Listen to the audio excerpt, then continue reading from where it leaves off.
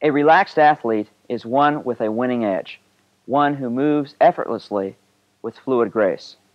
During situations of stress, he is aroused yet focused, while the athlete who is uptight looks jerky and laborious. When Bret Saberhagen takes the mound, he is often focused entirely on the task at hand and completely oblivious to the noisy crowd around him. I mean, you go out there and you really don't realize what's going on around you, just you and the catcher. You don't see the crowd, hear the crowd? In between innings and things like that, but not when you're throwing the ball. In general terms, what Saberhagen is going through is a form of self-hypnosis. Simply, hypnosis is focusing attention on a specific thought and using that concentration to improve performance, while at the same time allowing yourself to relax. Earlier, we spoke about the importance of mental preparation in terms of your performance. Sports psychology has found that there are a variety of different techniques used by athletes to help them prepare themselves for competition. The basic exercise I use with athletes combines relaxation and visualization and contains 4 parts.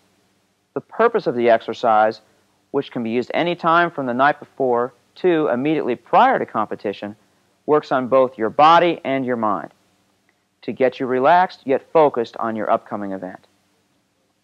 First, sit or lie down on a comfortable surface. Slowly inhale and exhale, gradually focusing your eyes on a spot above you. Then, count from 1 to 5, and when you reach 5, let your eyelids close. Second, proceed by tightening and loosening your muscles from your head to your toes. Begin with your forehead and progress downward to your mouth, jaw, neck and shoulders, arms, stomach, thighs, calves, and eventually your toes. A calming effect should result. This exercise accomplishes 2 goals. First, it relaxes an athlete, and secondly, reveals which areas may be holding the most tension during competition. The third part involves relaxing your mind. It's important to fill your mind full of positive, confident thoughts. This can be done by imagining yourself in a peaceful, relaxing, positive place, like the beach or the mountains. Allow yourself to stay there for a few minutes, soaking up all the positive, confident thoughts you can get, yet at the same time feeling refreshed and relaxed. When you're ready, it will be time to leave this place, taking these feelings with you to the athletic arena where you will be competing. This takes you to the final step, which is to mentally visualize the event or game in your mind. You can do this in 2 ways.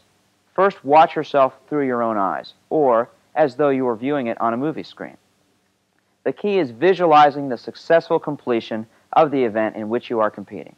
I usually start probably a couple days before. When I know a meet's coming up, I'll start thinking about past experiences, or if in that particular race, if I feel I've never really had the perfect race, then I imagine it and try and set past races that have come close and improve on my mistakes that I had made. Another method of focusing involves using breathing as a cue. It involves nothing more than taking a deep breath in order to relax the muscles in your upper body. Deep breathing will break and relieve the tension you have been holding in your upper body. I take deep breaths, bend over, almost touch my toes and take a deep breath.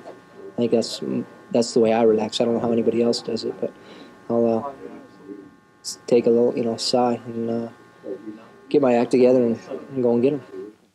And you not only see it with pitchers like Bret Saberhagen, but with batters who go into the batter's box or before a basketball player shoots a free throw.